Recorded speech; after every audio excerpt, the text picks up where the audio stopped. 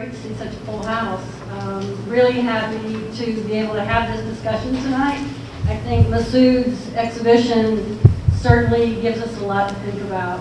And that's one reason why we do exhibitions like this, is to create this thinking and discussion around subjects that, quite frankly, are a little difficult. We think it's important to have these discussions and continue the conversation so that we can affect change. And we're so happy that you all are here. Art is one of those ways that we can create these discussions. So I wanted to give you a little bit more information about our panelists tonight. Our moderator is, of course, the Honorable Leslie Abrams. She was a U.S. District Court Judge for the Middle District of Georgia, and in 2014 took the oath of office and became the first female judge in the Middle District of Georgia. But she's also the first African American woman to become an Article III judge in the state of Georgia. That's what I'm talking about. She was appointed by President Obama, so we're really happy that he wanted you here. So Leslie is the daughter of two ministers, justice and public so justice and public service has always been a part of Judge Gardner's life. She's an assistant U.S. attorney. Oh wait, she was an assistant state's attorney. I'm sorry, I'm tongue-tied. And was honored to seek justice for some of the most vulnerable crimes, and to that end prosecuted cases involving human trafficking and child exploitation. Since taking the bench, Judge Gardner has continued her community work by speaking to youth groups about human trafficking and child exploitation, attending the Vatican Judges Summit against human trafficking and organized crime, and working with the United Methodist Children's Home. Always a lover and supporter of the arts, she is also a trustee of the Albany Museum of Art, and we're very grateful for her time here. So thank you for being here. Masud Olufani. I've gotten to know Masud over the years. We were planning for this exhibition and putting the exhibition together, and really proud to have your work here. He's an Atlanta-based writer, actor, and mixed media artist whose studio practice is rooted in the discipline of sculpture. He's a graduate of Arts High School in Newark, New Jersey, Morehouse College, and the Savannah College of Art and Design, where he earned an MFA in sculpture in 2012.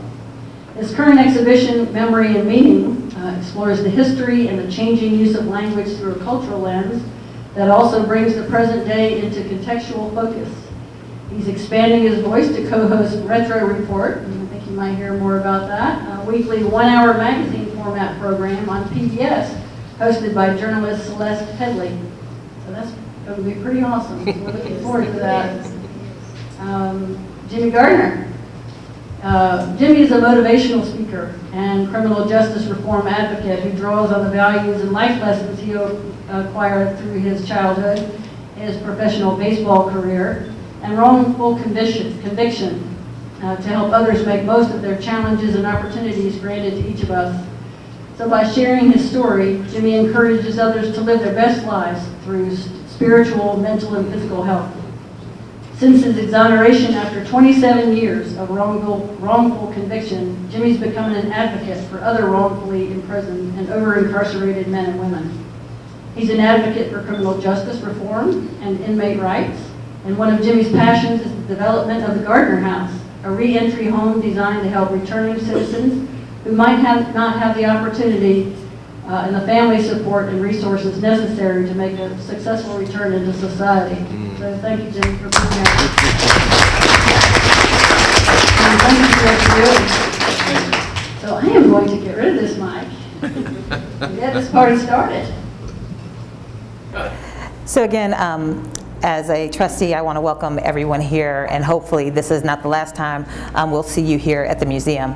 As Paula said, I have been dedicated to social justice for most of my life, but I've also been a true lover of the arts. I went to a performing arts high school, and my love of art started with my love of poetry. My mother raised us on the poetry of the Harlem Renaissance, which, as you know, I think is very much like Masud's work, was a reflection of the times and brought, in a beautiful way, brought light to a lot of what was going on during that period and started a lot of conversations. And so what I want us to do today is to have a conversation about this art, about this beauty, and about what it's representing and what it's asking us to think about. So the first question I have for you, Jimmie, is we've heard Masud just gave us a wonderful gallery tour and told us his thoughts behind the artwork that he did.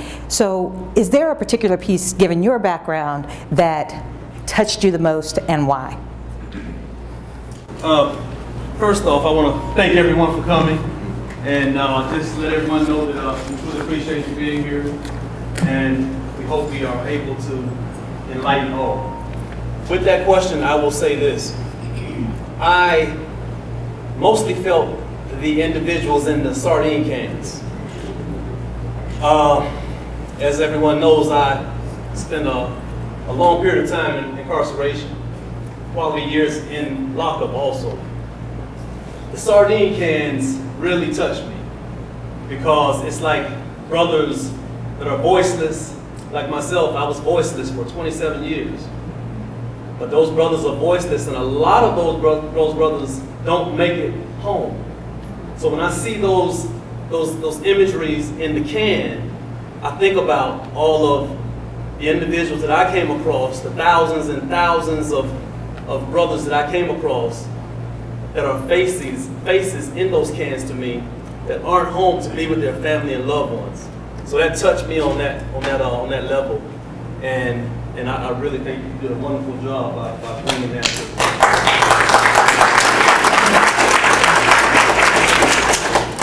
So Masud, after hearing this from someone who, again, had to experience that, did you have conversations with people before you created this work?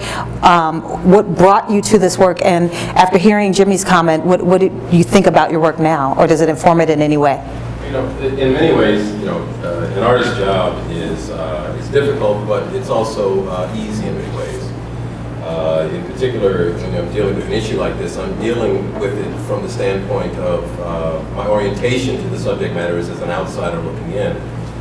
But you know, then when you meet somebody like Jimmie, who's actually had the experience, his lived experience, what I do as an artist who deals with symbols and metaphors and allegories pales in comparison to what he had to live through.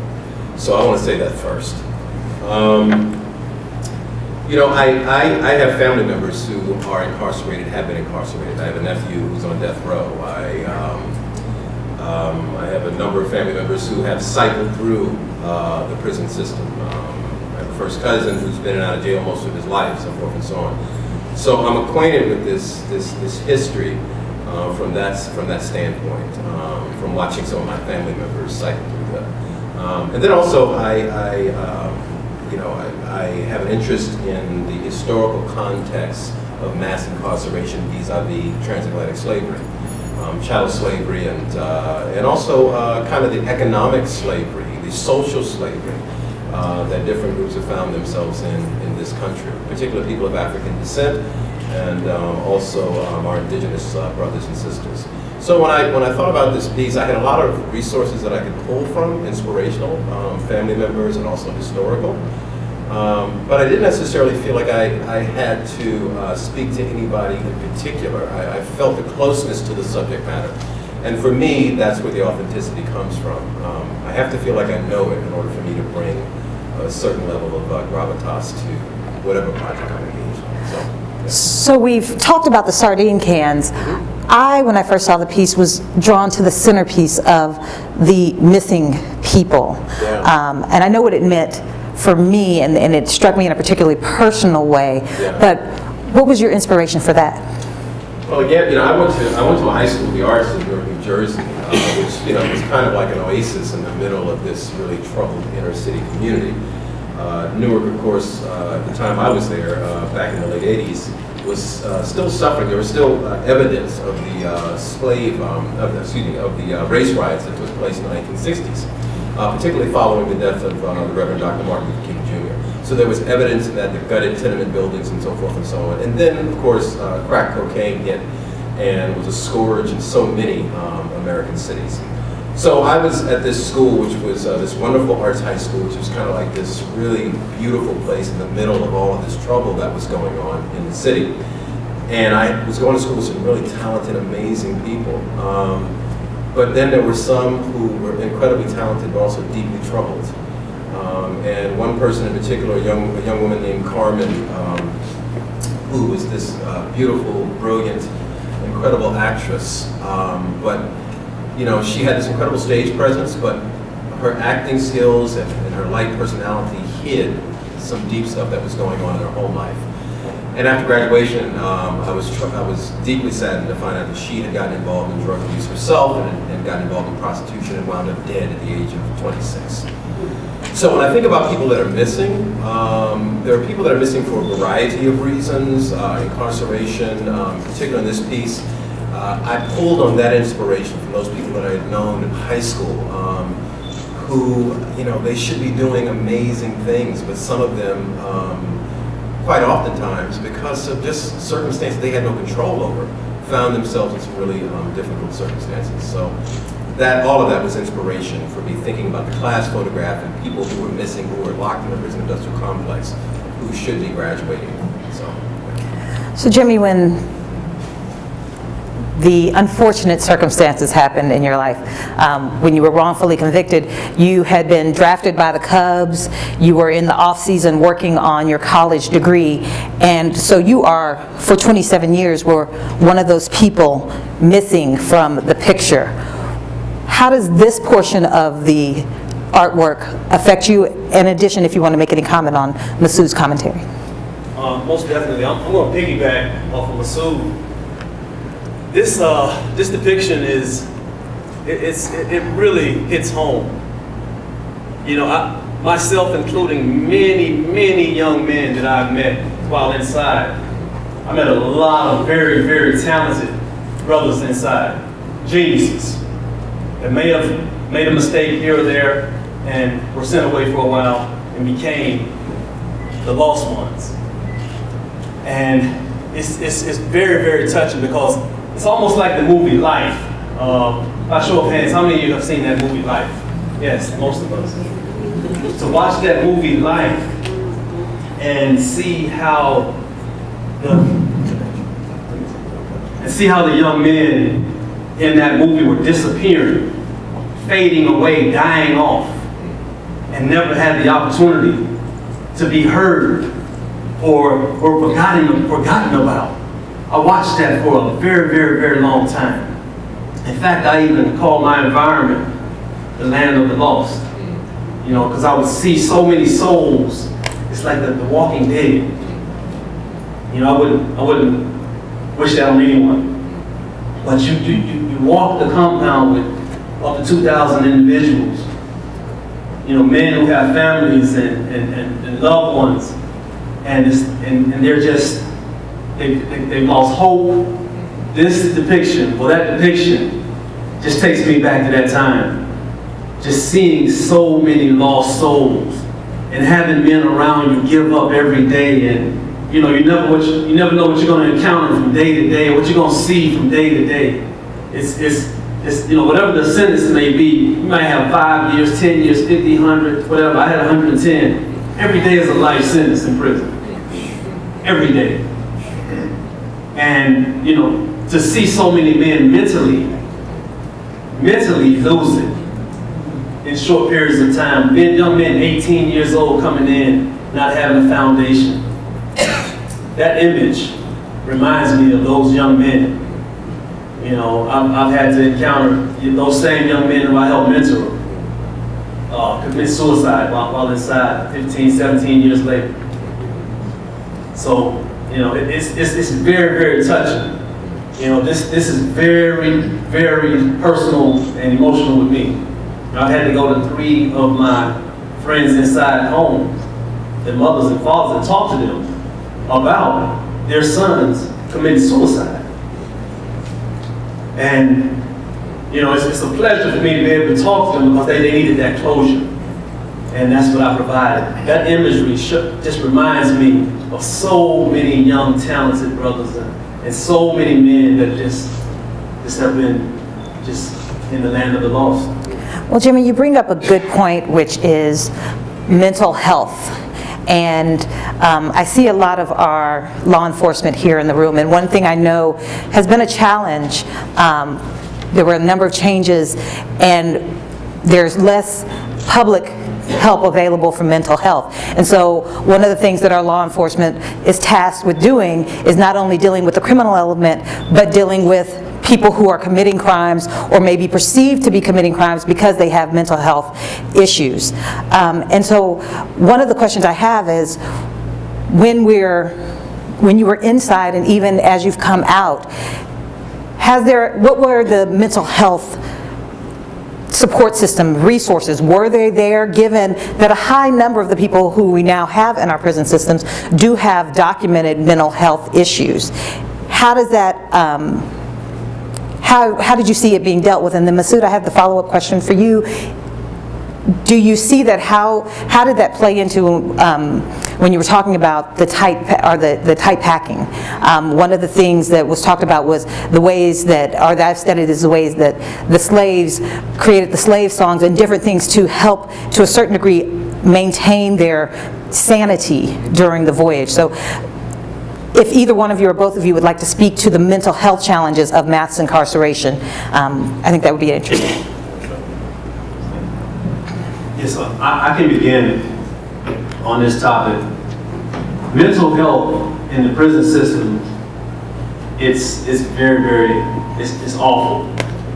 The majority of individuals, I'll say majority, because these individuals inside go through something that none of us will ever understand. And to be able to function on a day-to-day basis in an environment around, people that some may have some care and concern from you, but some may not. But these individuals are I think, wrongfully placed in prison and put in a position where they're vulnerable. You see all types of attacks, you see all types of situations where they can't fend for themselves, and they're medicated to a degree like they're just walking zombies. I've seen it every day. There was a thing inside called pill bowl. And you would see possibly 100 or more individuals, hundreds probably, running every pill call. That's breakfast, lunch, and dinner. And then they got an extra pill call about 9 o'clock. So you would see 4 times a day, hundreds of men racing to the pill line to get the medication to keep them throughout that day. And they go into zombie land. It's very, very, very difficult. I don't know if any of you in here have family members that are incarcerated, but we must address this issue of mental health with prisoners in our system. It is so needed. And there are some opportunities for assistance and help.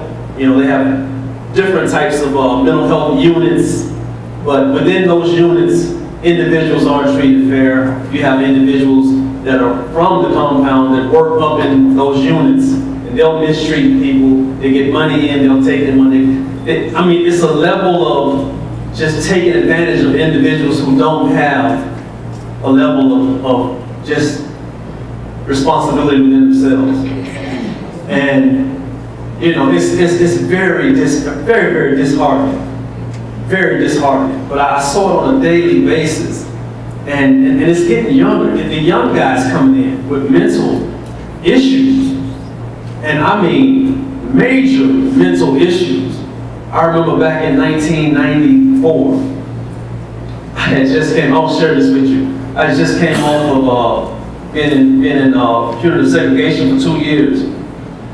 And an individual was running down the hallway, and I didn't have anything to do with it, but he all of a sudden turned and hit me. And I was in a position where, it's time for me to defend myself here. And I ended up getting the guy on the ground, make a long story short. But I asked him, why did you hit me? I didn't hit him again. I said, why did you hit me? And he stuttered. He said, I thought you were going to hit me. I said, I'm never going to hit you. But you can't hit me again. And I explained it to him. And I believe he got it. But guys will say that if he doesn't take his medication, he's a former boxer. And he'll hit guys. Some guys will beat him up pretty bad for that. And I didn't know. I said, well, I'm not going to beat him up. But, I just try to talk to him. But you'll have any type of situation. You never know what. You got to be on, you got to have your head on a swivel looking at all times. Because you never know when someone's off their medicine. They got bad news. I mean, they lost it that day. I've had friends lose it, throw all their family photos away, decide not to want to live anymore. I mean, it's a rough situation. So I don't understand how it's done without faith. And I stress faith, and having that faith in the higher power in God. That's the only way I was able to do it. That's the only way. I start from the premise that all human beings are created nobly, right? That, regardless of what experiences you've had in life, what you've done, what you have not done, the raw material of how we were made is noble stuff. So with that premise, all of us are deserving of being treated with dignity. Now, our prison systems here in the States, do anything but treat prisoners, generally speaking, with dignity. And I think if we begin with that premise of each of us is a noble being, endowed, by our Creator with certain gifts. One of the things that saddens me is I think about the lost potential. The person that's incarcerated because of a non-violent drug offense, or the person who is wrongfully convicted, could be the person who cures cancer. Could be the person who comes up with an incredible business idea that employs thousands of people in the inner city or in rural America. Could be the person who is the next president of the United States. We just don't know. But to be cavalier about the wasted potential. Dr. King once said that we're all caught in an inescapable network of mutuality, tied together forever in a single garment of destiny. And whatever affects one directly affects all indirectly. And for some strange reason, I can never be what I ought to be until you are what you ought to be. No man is an island unto himself. Each man a piece of the concrete, a part of the whole. And then he goes on towards the end to say, any man's death diminishes me. For I'm involved in everything.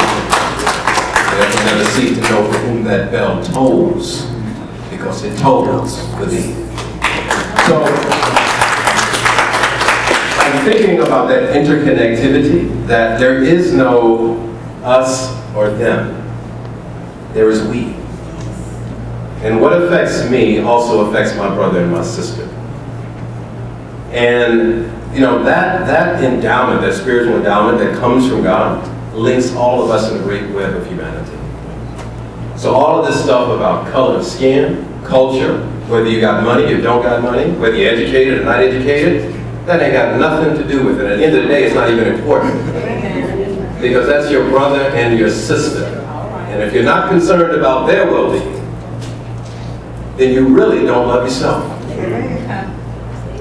It's inescapable. So when I think about this whole idea of, the mental illnesses, the challenges that people go in from these extreme conditions, I think about how we undermine and undercut people's nobility. And that's the beginning of madness as far as I'm concerned. And then I think about the resiliency of people who found creative ways to endure. All of these people who were in the bowels of these slave ships, who came from different tribes in Africa, who spoke different languages, but they had the drum. They found creative ways to endure and survive through language, through spirit, through faith, through dance. And, my hope and my prayer is that as we move forward as a civilization, as a human family, that we move to a place where we don't demand people to find these inhuman conditions, to find these really, astonishing ways to survive under those sorts of circumstances and conditions. That we honor people's nobility, their inherent dignity, and even if they're in jail, that is reinforced, that is always kept to the fore. Because most of those people who are going in are coming out. And it depends on how they're treated, what state of mind they're going to come out with, generally speaking. So it is in our self-interest to make sure everybody's nobility is honored, protected, reinforced, and upheld as an inalienable right for all of us.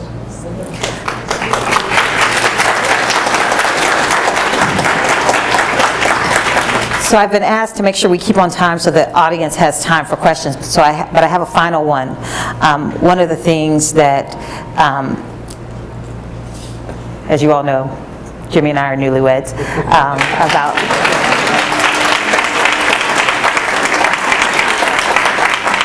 About 5 months. And one of the things that I always say when people ask what brought us together, for me it was his peacefulness and his hopeful nature. And I often think about how he maintained his humanity within a situation that was meant to take it away, was designed to dehumanize. And to me, when I see that, that gives me hope for every time I have to impose a sentence. And I look at that person that is standing in front of me who has got to remain a person despite what they've done, I have to believe that there is hope that they will be better. When I look at your piece, Masud, that looked at, if we shift along the wall to the doublespeak, that piece to me just gave me, it made me happy because it made me think about the genius and the creativity and the hope that is in our people that can take something that is seemingly horrible or bad and turn it into a good thing, create something to smile about, work with language in a way that is meant to dehumanize us, but in our own community it means something else. So both of you have talked about and focused on one of the hardest things that our society has got to deal with, and that is mass incarceration. But before I turn you over to the audience, I would like to know about what you're working on next. Where is your hope taking you? My problem is that I probably overcommit. So I've got almost too many irons in the fire. Obviously, this show I'm working on is taking up a certain chunk of my time. In the studio, one of the blessed things that comes out of dealing with challenging circumstances is that you always have a well of conceptual information to pull from. So I never feel dry creatively. There are always situations or circumstances that I can point to for inspiration. So I'm working on about 4 or 5 new works of art, multimedia works of art. One in particular I'm very interested in, which is called Inclement Weather. Inclement Weather was inspired by an article I read in the New York Times about the disproportionate rate that women of African descent give birth to stillborns or die during pregnancy. They call that condition weathering. So I've come up with a multimedia installation work that will deal with that whole notion of weathering on the body and how it disproportionately affects black and brown women in this country. Women in general in this country, just a side note, give birth to babies, to stillborns at a higher rate than other industrialized countries. But black women in particular are even more adversely affected by this. So that's something I'm working on, and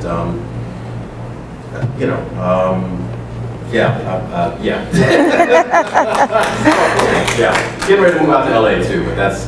Oh no! It's not until the end of the year or the beginning of 2020. So there's a woman that I'm interested in. So Well, all right then. I gotta go. There we go. You gotta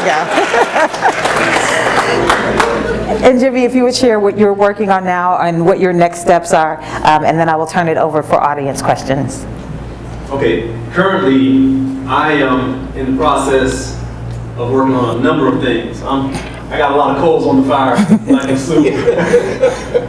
But what's most passionately what I'm working on is I'm trying to put together a house for returning citizens here in Albany and deal with it from a mental health aspect.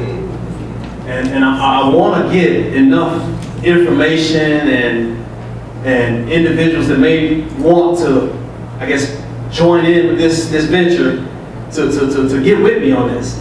Because I know that the mental health aspect of it is so important. Yeah, we bring our men and women home, but let's provide them with opportunities to get some type of mental counseling and some help. So that's where I'm going on one bit. And I'm also in the process of trying to start a podcast. I want to have a podcast to let individuals know that the families of the wrongfully incarcerated and the rightfully incarcerated people are serving sentences with their loved ones inside. We are out here, but it's like we're serving that sentence. You got phone calls. You're worrying about your child, your loved one every day. The stress is just enormous.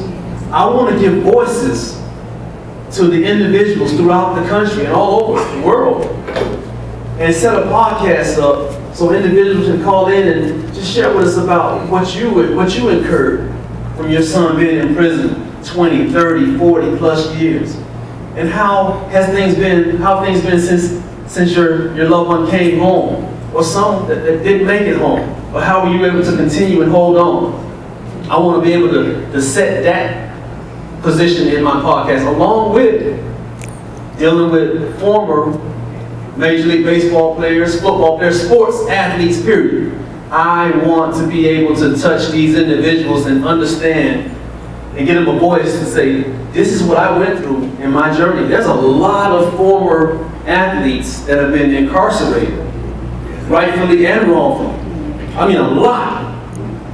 And these individuals' lives have been destroyed. What are you doing today? How did you go through your ordeal and come out a better person, more on point, more acknowledging, that this injustice didn't ruin you. It only gave you an opportunity to grow, and being a better person in the end.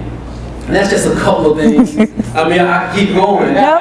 We're going to let them talk for a minute. I'll let you all talk for a minute, but there's so much happening right now. And I'm just fortunate to have a beautiful wife like Leslie. And now I take the mic. So I'm going to take this mic out to them so you all can share that one. Okay. All right. Does anyone have any questions?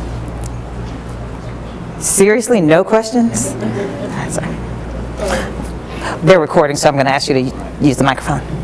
So to Jimmie, how did you deal with negative emotions in and out of prison? Like, how did you stay calm and collected like you are right now? Yeah, that's a great question. When I first went in, I had a lot of anger, a lot of rage. As you all can remember earlier, I said my first few years were on punitive segregation. I went to punitive segregation for 2 years over an incident that I was thankful to come out alive, and the other individual. But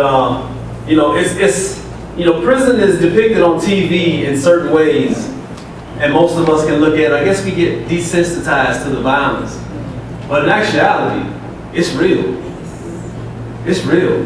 I went into an environment in West Virginia that was only maybe 200 blacks out of a couple of thousand, 2,000 something prisoners. And it's 90-something% white. I had skinheads, I had Aryan Brotherhood, I had DMI, a lot of different motorcycle gangs. It was a different form of life for me. And I had to go through a total transformation. And I did that, like I said, I pray a lot. And I started reading and I started learning the law while I was on lockup. That was the best time for me, going to punitive segregation. I utilized all the tools that I had. I went to the library. It was an opportunity to either work out or go to the library. I went to the library. I got to learn this law. I got to fight for my life. And in the process, an Aryan Brotherhood helped me start shepherdizing, start just reading the cases, and I mean, it's so amazing. And I was able to transform in punitive segregation. And also, I love certain books like Dr. Viktor Frankl, and he talks about existentialism. And he talks about being able to take that mind to the next level. And that's something I had to do. I had to really hone in because I got high blood pressure. I was diagnosed in 1993. They said, well, you got high blood pressure. And I can still remember saying, you think? I'm in lockup and in lockup, people are getting shot. I mean, this is real. you know, and you know, it's shotguns going off in lockup, and I'm hearing this every day. I still hear the clicks, the click, click, boom. I mean, this was stressful. So I'm thankful that I had family members that send me books and information on hypertension, sent me information. I read every faith. I started from Catholicism, Islam, Hinduism, Buddha. I read everything, and I became so informed. But in that process, I learned that I had to channel my energy in the right way, and I had to get away from all that anger and rage. And so that's when the metamorphosis started. And I made that positive change, and throughout my incarceration period, I was fortunate enough to be able to keep a sane mind. I'm healthy mentally, physically, and spiritually. And I also attribute it later on in 2008. I joined a residential substance abuse and treatment program.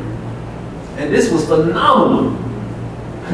Hey, I mean, it was phenomenal.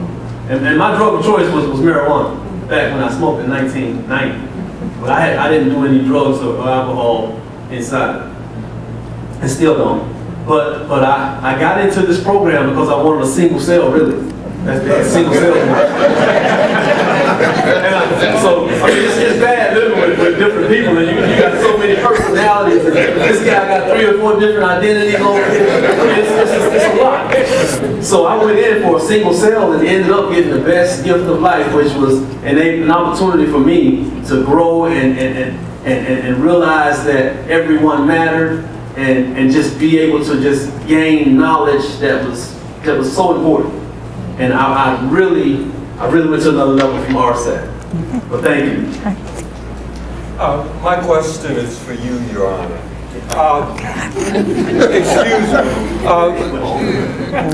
Could you elaborate a bit on the 13th Amendment? The more and more I endeavor into it, I somehow feel that the American government has a reason for amassing all of these individuals, and then the 13th Amendment reading out as it does. Is there some classified file someplace where they are calling all of these individuals slaves? Because the implication of the 13th Amendment does leave it kind of open to slavery can exist after conviction.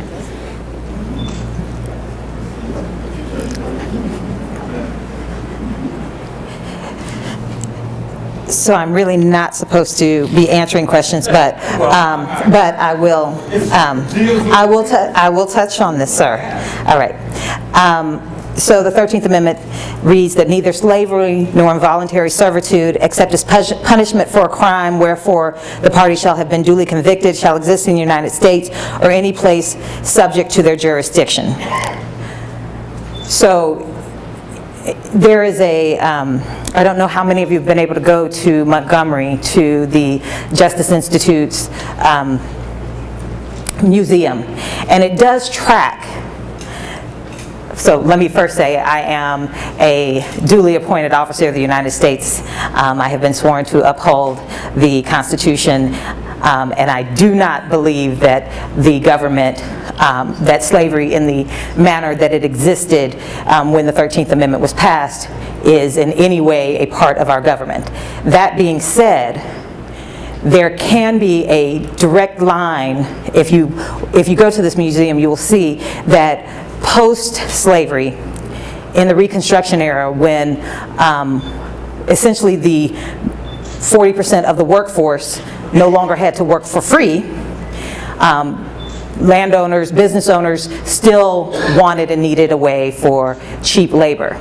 And one of the ways that was found to exploit, I would say, our Constitution and exploit the new freedmen was new laws that you could be pretty much convicted of loitering if you stood in the same place for 5 minutes, if you did not have a job, even if you could not get a job. And so there were certain people who wanted to continue the institution that took advantage of the wording and created a system, because once you were convicted, you would go to jail and those persons then would be leased out. and once again be free labor to certain populations. So starting historically, very soon after the passage of the 13th Amendment, there was a move to create a criminal class which then could be pressed into free labor. So there is some basis for that question, and if you follow through, there are scholars and others who believe that that continues through the system of mass incarceration. I will not speak to that at this point, but I will say that there certainly are certain books you certainly want to read. The works by Bryan Stevenson. If you have an opportunity to visit this museum, this is another place that will give you an opportunity, and the museum has provided a list of resources that we would like you to take a look at. The Albany Civil Rights Museum, the Justice Institute Museum, different places where you can continue to expand your knowledge and look into these questions to see for yourself what is really going on, what do you believe is going on, and more importantly, what do you want to do about it? Are you okay with continuing to look at the way that our society is going? Is it okay with you? No. Do you have questions about it? Do you want to learn more? That is the purpose of the museum having this forum, was to say, one, we've got amazing art that should be appreciated in and of itself, but I think Masud would say something would be lost if you did not have a question after looking at his exhibit. So I thank you, sir, for the question. Yes, sir. Thank you for your answer.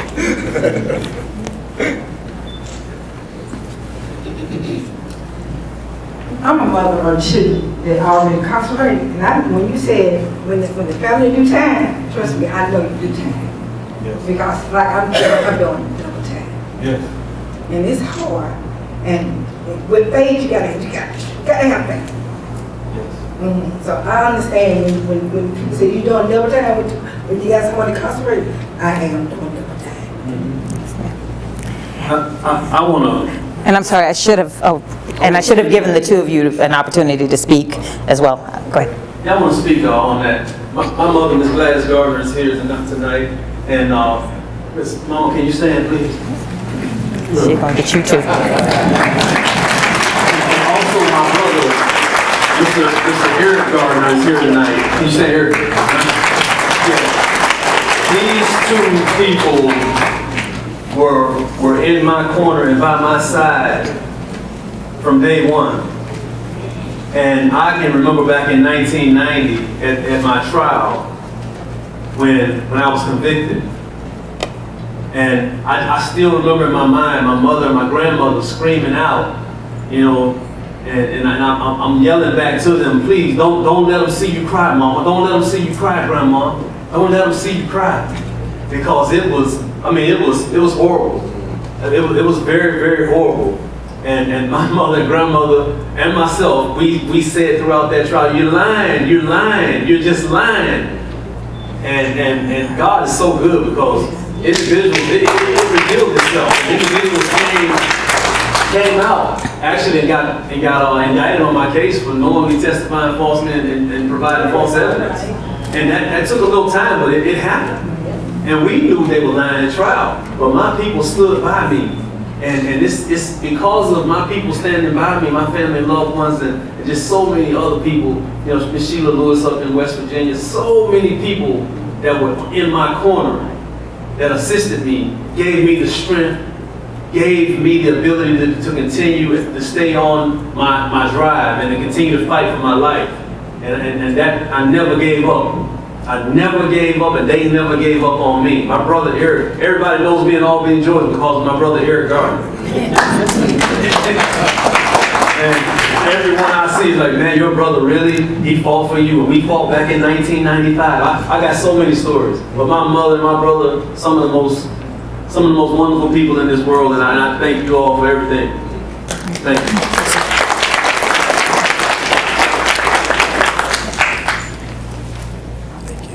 Thank you both so much. I got chills hearing your stories and listening to your experiences. My question is something that picks up on something that you mentioned, Brother Olufani, earlier about memory. Can you talk a little bit, we often talk about memory and the valuability of memory and how it doesn't stick with us often, especially in the collective conscious. So can you talk a little bit about how your art performs memory work and how it may be useful for transforming our society, particularly when we think about how certain types of memory, criminal records, and other kind of records, compel people to be incarcerated. How does memory transform our systems through your artwork and particularly through your experience, Mr. Gardner? Well, you know, I'm interested in memory is it's an interesting construct, really, right? Because we put a lot of faith on the exactness of our memory, right? And you know, we live in an age now where everybody basically, if you have one of these, you can record everything that's going on. So you actually have a digital archive of what's taking place in, you know, in real time.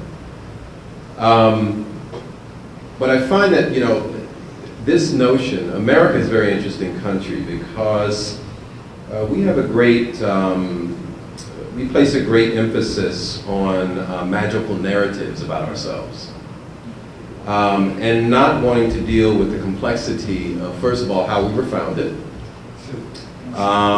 who had rights, who did not have rights, how certain people got here, as opposed to how other people got here.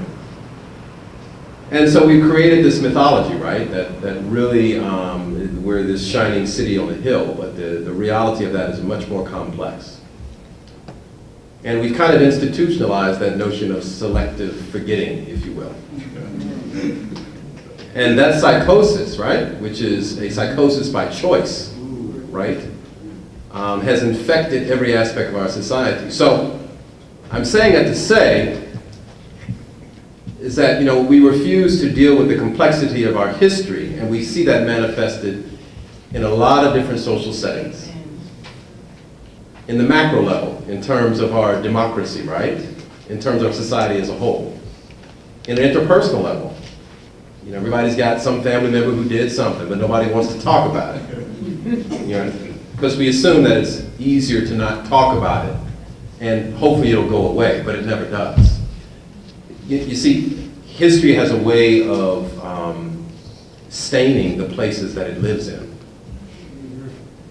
If you go down to, how many of you have been to 5 Points MARTA Station in Atlanta, Georgia? I worked on a project called 37 Weeks Sherman on the March, and we're talking about memory, right, and history. And I was working, this was for public broadcasting, so I was working on this project and went to the premiere of this documentary. And they did a magical thing. 37 Weeks Sherman on the March was about the Civil War and General William Tecumseh Sherman, who marched through Georgia. So at the end of the premiere, at the end of the documentary, they show areas of Atlanta during the time of the Civil War and then fade up to show you that same location today. Well, it turns out that 5 Points MARTA Station was a thriving slave market. But if you go down there, there's no marker, there's no indicator, nothing. That history has been paved over. Now, I didn't know the specifics of that when I was a student at Morehouse, traversing through 5 Points MARTA Station, going between campus and my apartment on P Street. But I knew there was a residue of something. I could feel it. So memory, history, the reclamation of our past, the malleability of memory, I think dealing with what has been, right, is the only way that we can move towards a healthier iteration of what is and what may be. But that takes something that in this country is far too often lacking, and it's called courage.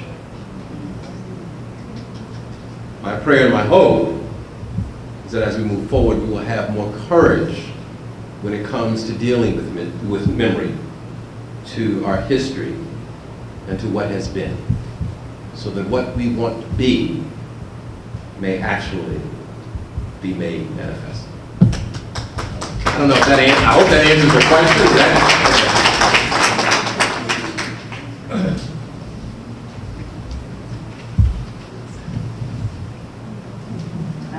Hi. Thank you for your testimonies. And you know, we do hear testimonies all the time. Normally, once a person has been released out of incarceration, but there are a lot of testimonies that we hear while they're still incarcerated. So, I guess my question is, what can we do about leadership accountability that, you know, in the prisons, in the penal system, There are a lot of injustices that are being done, and it's not like people are not aware of it. It's just that people are closing their eyes to it, and the system of who you know, all this kind of stuff, you know. We have a lot of people that are suffering because no one would do, just like you just mentioned the word courage. No one has the courage to take that stand, to do what is right. And we have people that are really suffering.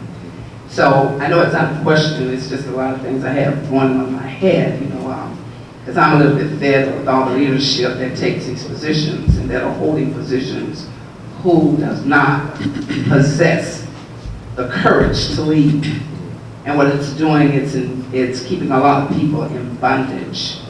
So I speak today, we have a lot of leadership representation in the room, you know, and how do we start to make a change? We start from within ourselves. You know, because at any given day, all of our fathers and mothers are not lawyers or doctors, preachers or teachers who know people, where favor is extended, where time that is given to one is not given to the other. And what I don't get about the whole thing is that they all go to church. I don't understand it, but I just want to know, what can we do to hold leadership accountable? Because it doesn't really matter to the ones that are believers. It doesn't really matter what position you hold. We are all servants to the master. And I just think that it's time for a change. And the only way we're going to get change is that we have to change ourselves. Because at the end of the day, those people that you're around here trying to serve doesn't have a heaven or a hell to put you in. And at the end of the call, we will be accountable for every decision that we make when we know that it was not the right thing to do. Thank you for this time. Yeah, thank you. I want to address the part that you spoke about. How can we make individuals accountable? You know, I'm an activist with many innocence projects throughout this country and Africa and Germany and Canada. The thing that we're doing with the Innocence Project, we try to go change legislation. We try to make people accountable. They're looking into passing laws that will not exempt prosecutors, judges, police officers who decide to become corrupt and do bad things to individuals, have some sense of accountability. And these are issues that are being addressed now throughout the Innocence Projects, and they're kind of moving forward. You know, because it's like a box of bad apples. You got one bad apple, and next thing you know, it turns everything bad, so to speak. You know, we have some very fine police officers, judges, prosecutors, but it's those individuals that decide to take the law into their own hands and decide to be judge, juror, and prosecutors. Those are the individuals that need to be accountable. You know, I have 2,600 plus fellow exonerees that I see every year. We just left Atlanta, Georgia for the National Innocence Network. And I see every year since I've been home. And all of us are home because of something that the prosecutor, or the judge, or a police officer, some agent of the court or therewith has done something wrong, but there's no accountability for the behavior. No one's been to jail, no one's been to prison, no one has had to be accountable. The state, if the state is capable of being sued, the state gets sued for civil liability, but the actual pretenders are exempt. These individuals have immunity. They can't be sued. They can't be tried in law, in the court. We need to make a change with that. We need to really start having accountability, because accountability is going to deter some of this action, I believe. You got to be accountable for your actions, and you know you can step into that prison system just like the person you put in there. That will move you. You know, and I have to say this, you know, it's so much being done. And I mean, and it's a process. It's going to take some time. But any little thing you can do as citizens, we have an opportunity to go to our legislatures. We have an opportunity to do some lobbying. We have an opportunity to meet lobbyists in Atlanta and try to get with our local officials and our local leaders and try to have conversations about this type of actions. You know, individuals being wrongfully convicted. You know, we feel like, you know, there's a unjust in this position over here or that position over there, but we have to speak out and do something ourselves. Every little bit counts. Every little bit counts. I remember for years people told me inside, you are continue to say you're going home. Every year you're saying you're going home, and I said I am going home. It took 27 years, but I came home. Thank you. My question is for Mr. Gardner. I remember you talking about how many people have many talents in there. And do you think if their talents were better, well, the prisoners better express the opportunities to have an interest, do you think that they're better reformed instead of like coming back? Because I know you've seen a lot of people come back to prison. And do you think their time will be they can deal with their time better in there as well? Thank you for your question. There are a lot of variables to the system. You know, you have individuals coming in and out, but these individuals have been placed in a situation where, what are you going home to? You know, and if you don't have any opportunity for employment, you don't have any opportunity, not saying it's right, but they're going to resort to something, so you're going to go back to what they know best. So we have to embrace our returning citizens and let them know that there's opportunity for employment. There's opportunity for you to get health care. I didn't have health care for 2 years from coming home. I had to pay out of pocket. I couldn't understand. I said, I got to leave Georgia. But Georgia is serious. I mean, all my guys in West Virginia got full coverage. I can't get coverage in Georgia. But it's so much. I've met so many talented people in the prison system, and I can't convey it to you enough. I've seen some of the most phenomenal artists. Guy just came home, Valentino Dixon. He drew his way home, basically. He did artwork on the Masters. He did the entire greens and everything, and sent it to the Art Digest. And he got help on his case. And then myself and individuals at Georgetown University law students took his case and worked on his case, and other people helped. But it was from his drawings that got him recognized. And it's individuals, carpenters, my friend John Moss. It's so many phenomenal, David Rapp. These guys are geniuses. And I'm not talking about on the basketball court or the football or the softball, baseball. I'm talking about academically. I'm talking about individuals that are craftsmen. I've seen it in groves, scores. Oh, I met some of the most phenomenal people in my life in prison. And I say that wholeheartedly with all of my conviction. I've met some of the greatest men in my life in prison.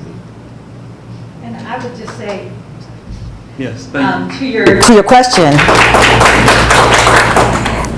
one of the things that I would like to see is more ability for people to express their art. Like Jimmie said, one of our friends, John Moss, is ridiculously talented with woodworking and has made grandfather clocks. He made us a beautiful wedding gift. And I know from talking to him just a little bit, and I'm sure Jimmie would say, that being able to work on his art in the 38 years that he's been in has helped him maintain his sanity.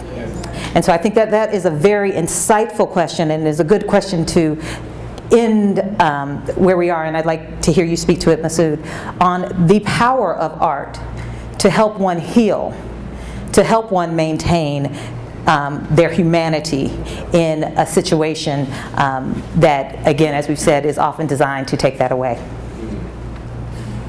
Yeah, you know, for me, I go back to history as a mechanism for inspiration, and I think about the individuals who came over in the bellies of the slave ships and who are all of our ancestors. They're not just black ancestors, they're ancestors for everybody.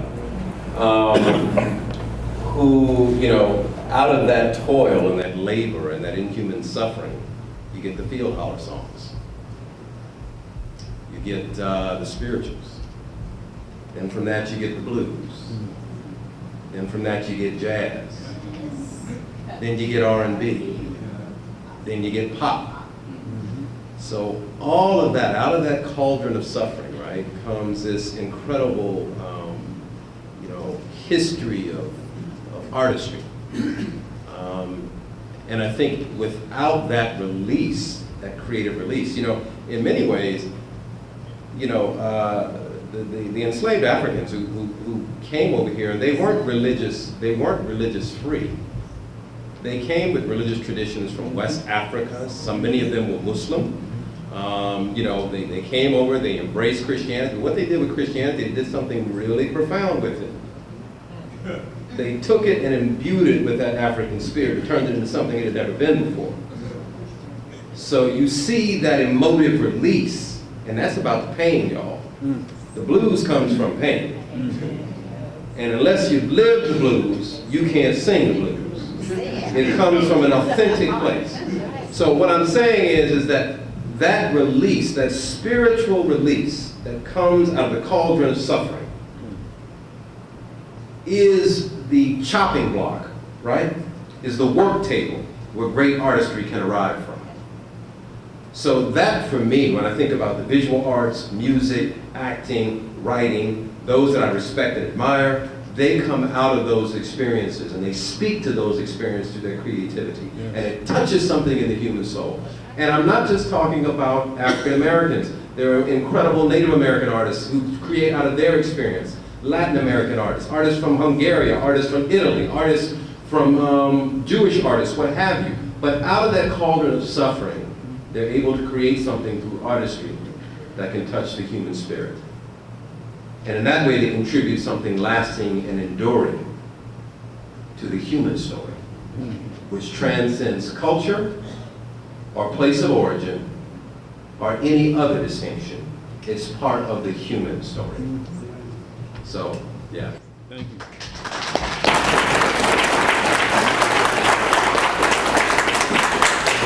Well, Jimmie and Masud, we want to thank you for sharing your work, sharing your thoughts, sharing your spirit and your experience with us, and making us, I think you place a fine point on the importance of art, the importance, I will give a shameless plug for our museum, for this museum in this community. We are one of the, I believe, 3 accredited museums in the Southeast. And you have, I'm sorry? In the state. In the state, rather. So in the entire state of Georgia. You have a jewel here. We are doing our best to bring thoughtful and beautiful works of art to this community, not only for our enjoyment, but to keep us thinking. So I thank you all for being here, and I will give Paula the last word.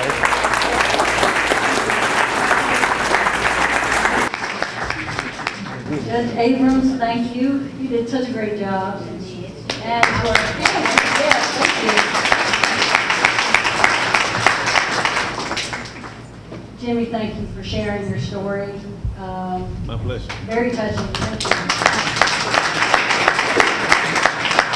I am amazed at how you seem not to be bitter at all. And just appreciate you sharing that positivity. Thank you. Masud, thank you for bringing us all here tonight.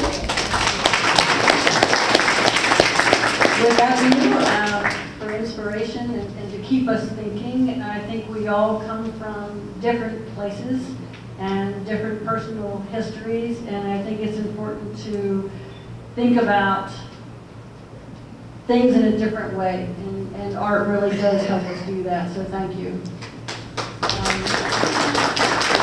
I want to thank you all for being here, and I wanted to ask you to take a minute to fill out your evaluations, because these are the things that help us do a better job next time.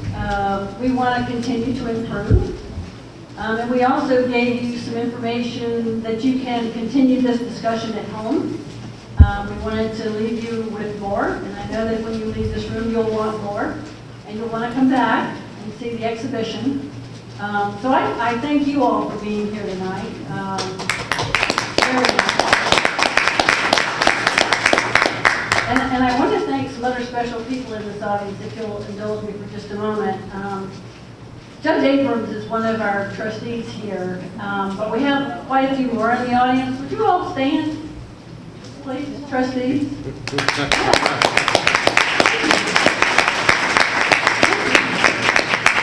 So these are the guys that really do all the heavy lifting here, so I really appreciate it. Our next event, I know, is coming soon.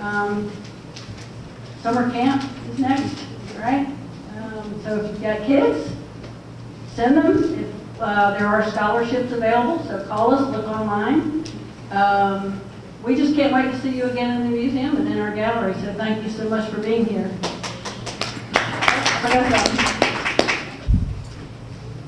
Yes, thank you, I do forget things. We have another wonderful guest, Connie Williams, with ASU Videography Department, so thank you.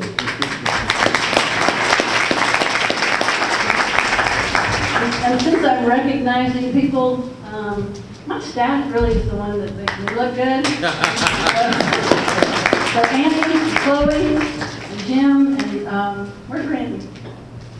And Armand at the door, our intern, yay. So thank you. Y'all have a great evening. Thank you so much for being here, and I look forward to seeing you next time.